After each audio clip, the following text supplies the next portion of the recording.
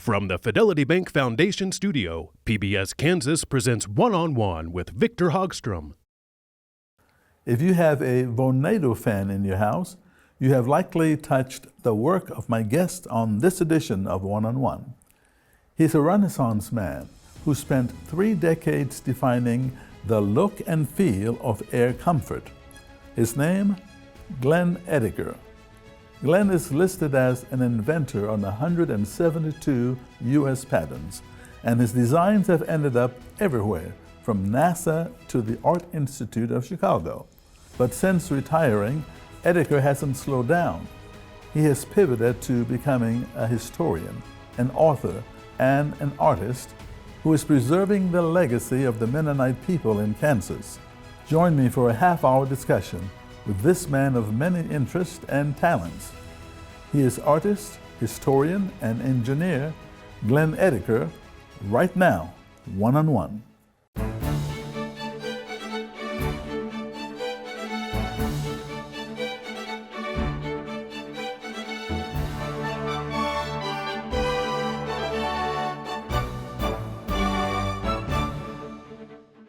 Hello and welcome to One-on-One. I'm Victor Hogstrom, and I'm pleased to welcome Glen Ediger to the program. Thank you. It's a pleasure to have you. It's good to be here. Thank you. You are a fascinating and very interesting person, I might add. Okay. But you grew up right there in Harvey County. Yes. Take it from there. Well, I grew up on a small farm, wheat farm in western Harvey County in 1953.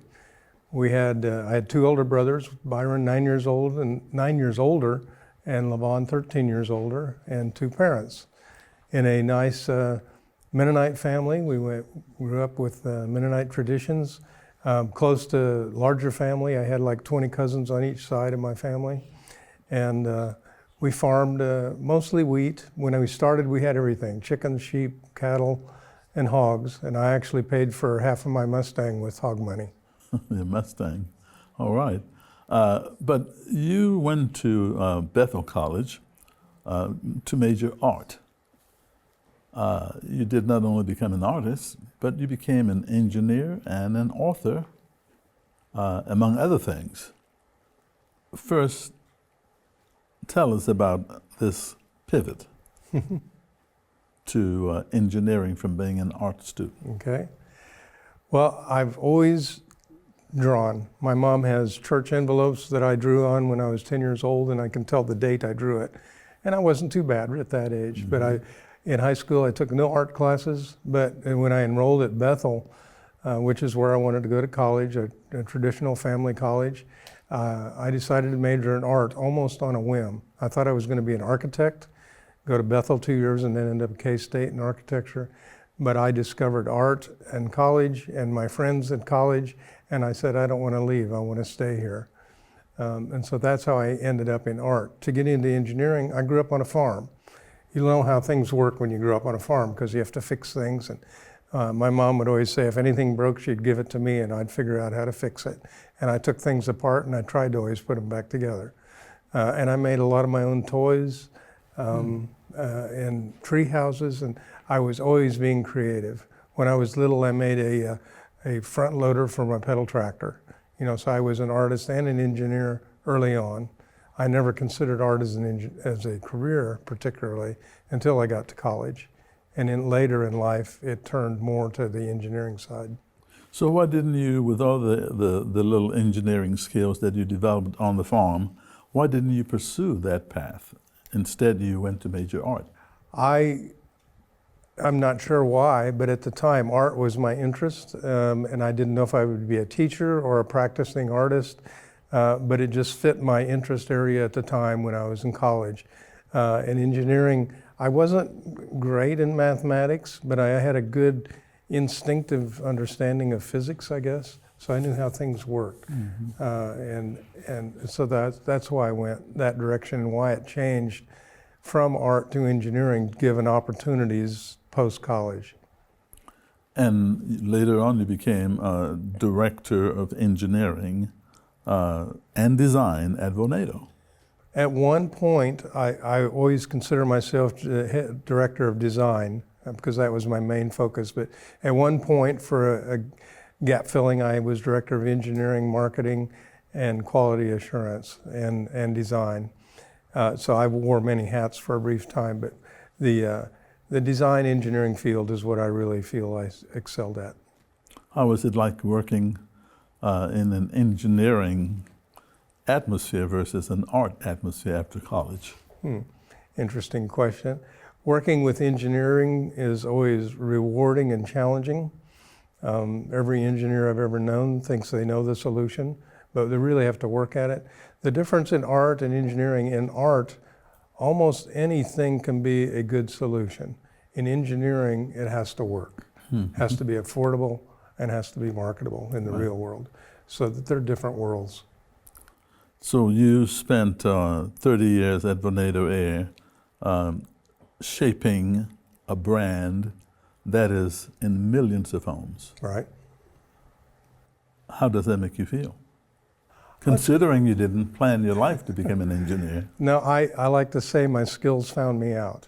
I don't think there's another career I could have been as comfortable in other than being a design engineer. And so it is art and engineering together. Right, right. So the essence of your question again, your question specifically? How did that make you feel? Oh, well, very gratifying. I'm a little bit anti-consumerism, and here I am designing consumer products.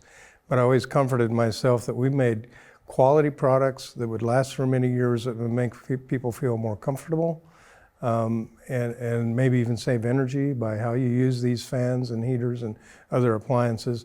So I got gratification of making people comfortable, and that's comforting for me.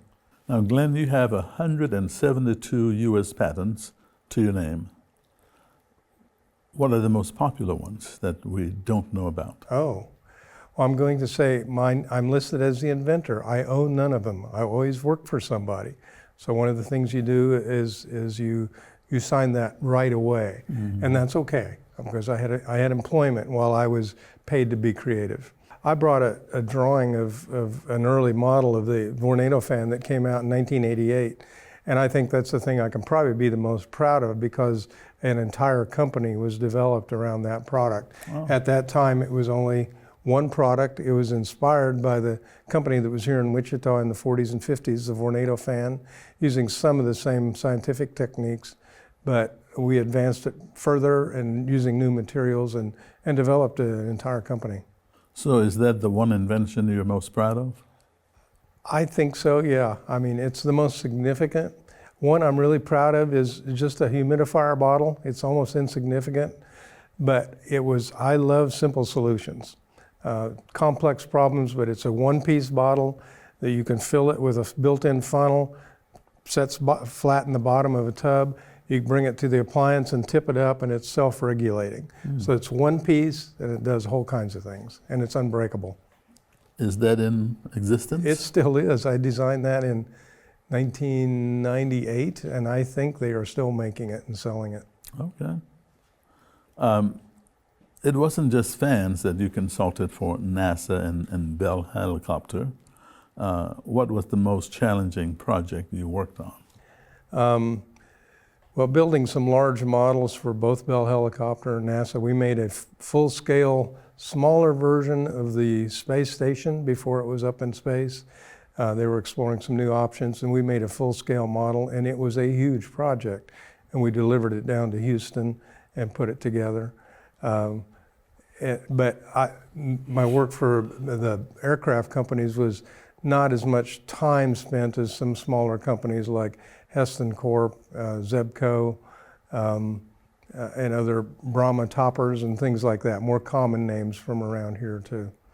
So you are an artist by major in college who's been in demand as an engineer.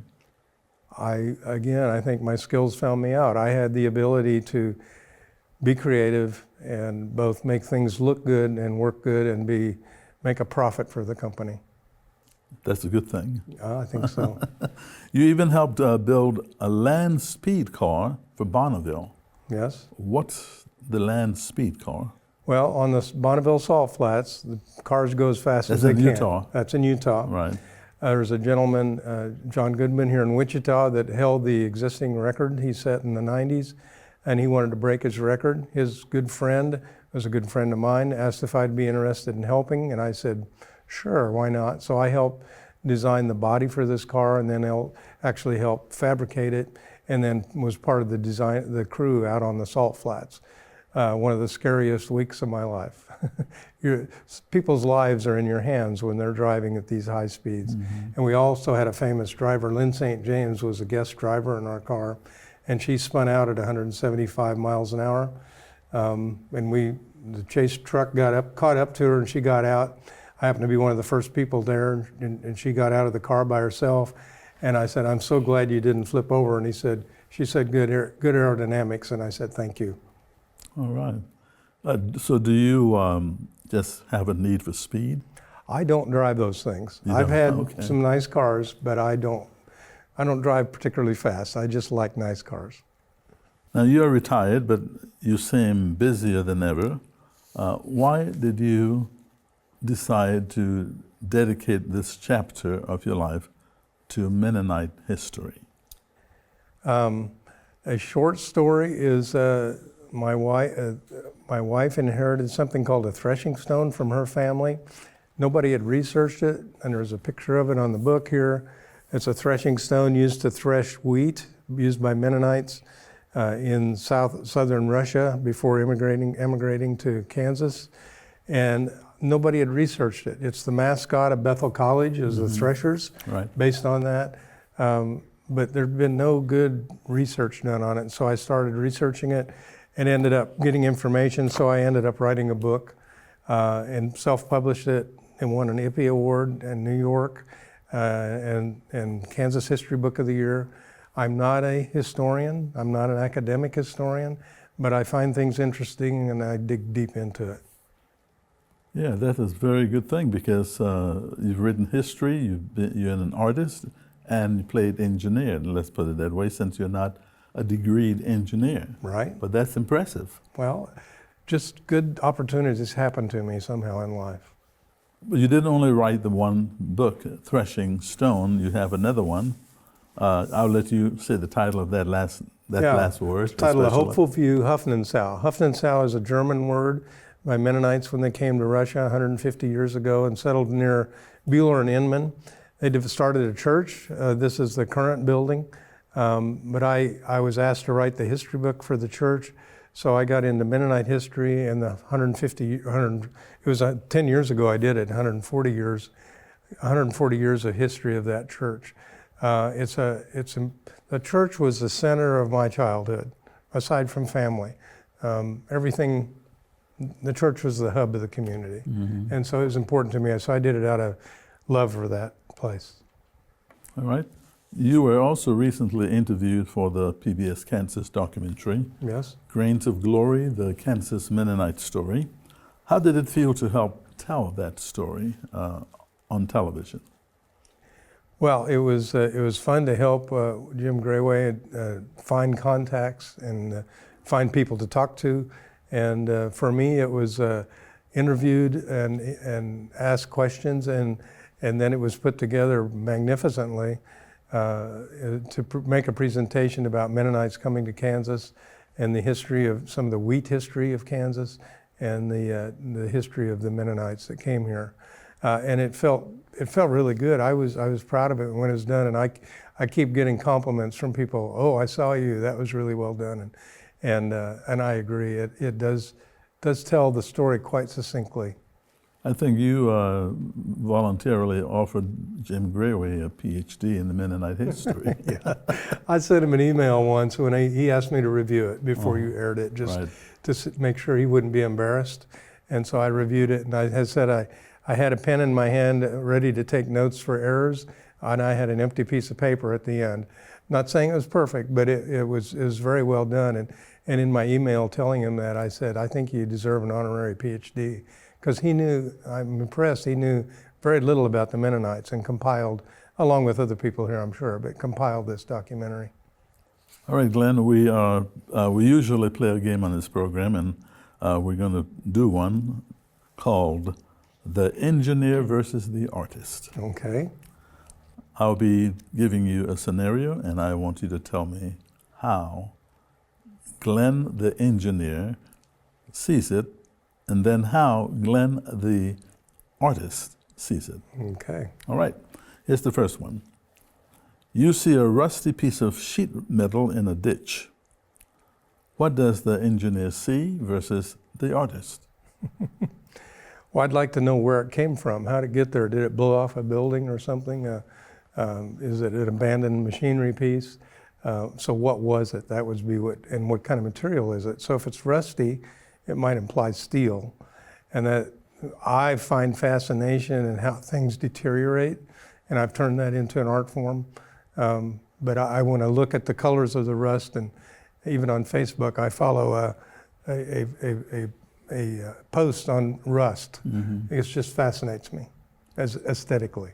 All right, talking about rust and art, you have a few pieces of your artwork. Yes. Tell us about, we've talked about this one, the one in the middle. Mm-hmm. So start with the one behind me quickly. One behind me is, I was at a car show in McPherson and saw a rusty car top, and it inspired me to say, could I turn rust into an art form? So I've been doing that for about 5 years now. This is a piece of copper. I set it outdoors flat, and I set things on top of it. This one's kind of an Art Deco motif. The round part kept the copper shiny, and the dark lines coming out are pieces of steel that rusted into the copper. And then the frames I always make out of reclaimed lumber. Part of my theology or philosophy is everything we do leaves an impression, and my art form is an expression of that. And so I like to do that in the frames also. The piece behind me is another copper piece where I actually cut it and to create illusions of mountains and depth. I put steel wires on top of it, and I think I covered it with some bent wires and dirt at the bottom and actually some coffee beans. But I have strict rules about what I allow myself to do and not do, but it's been going quite well. Well, that's what your academic background is in. It's in art. It's in art, yes. Yeah. Okay, let's continue our little game here. Scenario 2. A massive thunderstorm is rolling in. What is the engineer thinking versus the artist? Okay. Well, there's a lot of energy in that thunderstorm, and I think the power of it, what it can do in wind and lightning and hail, that's maybe my meteorological engineering side. But the aesthetics is in the bolts of lightning, the patterns of the clouds in the sky and how they move through the sky and how the sun goes through them and reflects off of them. So it's the aesthetics of a thunderstorm is wonderful. Okay. Scenario 3. You are looking at a wheat field ready for harvest. What does the engineer see versus the artist? Okay. Well, the engineer in my case was the farmer, my dad and my family. I would worry about, is the ground dry enough? Is the combine greased? Are we going to break down? Or is the truck going to be here in time? So I'm thinking of the logistics of the engineering, but particularly keeping that combine running is one thing. But the artist in me is just seeing the wind blow over the grain and watching it flow like the waves on the ocean. I always ask my dad, what's prettier, a field of wheat ready to be cut or a field of wheat that's cut? He said the field that's cut, because the grain's in the bin. Right, yeah. Number 4, you see a broken 1920s fan in an antique store. What does the engineer want to do with it versus the artist? I probably want to buy it and take it apart and see if I can fix it. I may or may not be able to. The electrics are hard. The aesthetics would be looking at how the base design worked with the oscillating part of the motor and how the blades are designed. Did they use brass or did they use steel? That's also engineering, but it's the aesthetics of the fan. And I have a number of antique fans that I mostly bought for aesthetic reasons, not mechanical reasons. And finally, you have a Porsche and an Audi. What does the engineer look for versus the artist? Well, I like, and I try and collect a few things that are well engineered and look great. So I think those two examples, I no longer have the Porsche, but they're perfect examples of incredible engineering, performance, and mechanics, and durability, and certainly the aesthetics. I think I'm drawn to something first by aesthetics, but then it's reinforced by my appreciation for the mechanical engineering that makes it that car. So both equally. And one of the ways I think you deal with your artwork is that you let the Kansas weather paint the canvas for you. How do you know when the piece is done? Ask any artist when a piece is done, and that'll be the hardest thing to answer. I don't always know. Sometimes it's covered in leaves or other debris. It sets under snow and things. I just glance at it. I don't manipulate it. I have to let the weather create it, and I just leave it alone until I feel like today's the day. But most people try to protect metal from rust. You embrace it. I do. And why is that? Well, it was the inspiration for my art form. If I can take and control what I set on top of the metal and try and create abstract landscapes and such, it's up to the weather then to actually do the work. And I just find that fascinating. I don't know what I'll get. I know what I set up, but I don't know what it'll look like when it's done.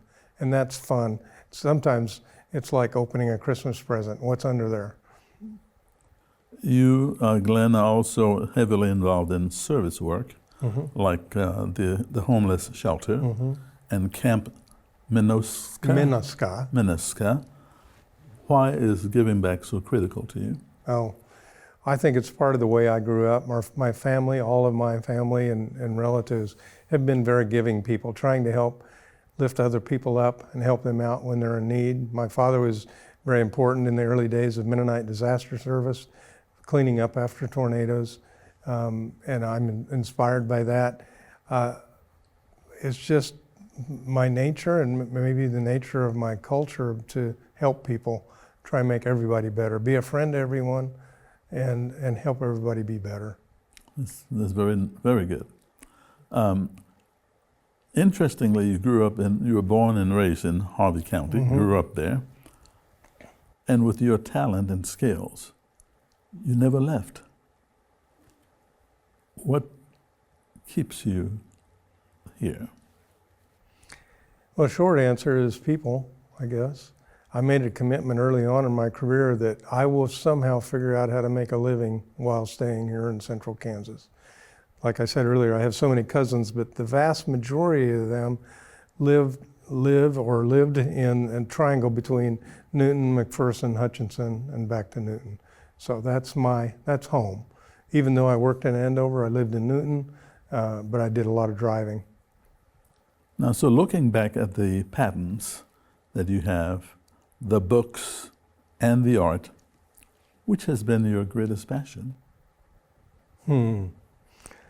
That might be unanswerable. Anything where creativity is involved, I have a need to be creative. And everything, all those things involve creativity. Because of the record, I think the products I've designed have been all over the world, and that's a big impact. And so I think that it's that. So what would you, what would you like your legacy to be? It has nothing to do with accomplishments. Being a decent person that respects everybody, that's what I want my legacy to be, and I hope I'm living that. That is commendable. You are always tinkering. Is there one big project left on your bucket list that you want to get to? There are projects on my list that I will not get to. I can say that. But I thought when in art I was going to be a sculptor. I had great visions for what I was going to do in retirement. I developed this idea and I won't have time to do that also. There's a lot of things that could be done, but I think I'm done trying to be an inventor. I've done that. I'm moving on. Art is my thing now. Art and grandchildren. Oh, okay. How many grandkids you have? Just 2 young boys, 3-year-old and a 5-year-old. All right. What, Glenn, is the word that describes you best?